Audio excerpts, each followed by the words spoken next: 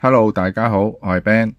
呢一本呢就係超級龍珠英雄，咁啊又係新一期啦。成日啲書出咗都唔覺。咁呢一本呢就喺彩虹村裏面間漫畫店漫畫世界嗰度買嘅。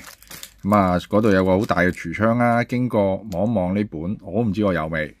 咁啊上網查一查新出，咁啊入去買。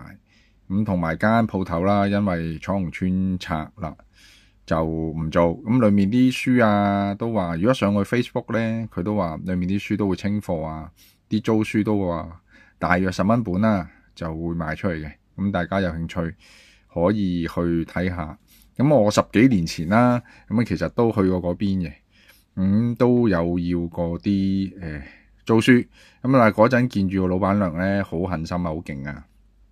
驚啲書啊，如果就咁抌出去咧，啲人執咗會轉售啊賣啊。佢每本書打開咁啊喺內頁度界一刀，等你啲人執到都冇辦法。咁啊不過如果你真係自用啊，或者我嚟睇啊，都 OK 啩。但係咁樣佢嗰陣時候口口聲聲話啊，我好珍惜啲書啊，但係就係咁樣界啲書，我就唔係咁認同啦。咁啊另外啦，咁啊見到派傳單，咁啊觀塘啊冇嘢好食啊。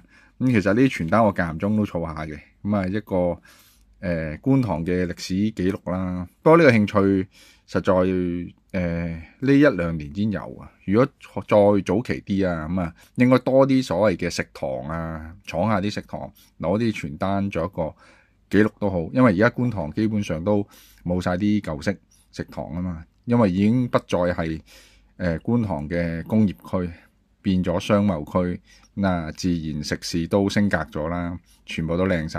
咁啊食堂都係冇噶啦。咁啊以我所知，觀塘區最多1-2間，咁我成日幫襯嗰間家樂都係其中一間啦。今次一條短片小分享啦。咁啊漫畫都冇啊，港漫而家得翻一本新書可以買咁滯，我只薄裝啦。咁啊係啦，時代變遷啦，見咗個時代變遷啦。咁啊睇幾時再有下條片啦，再見。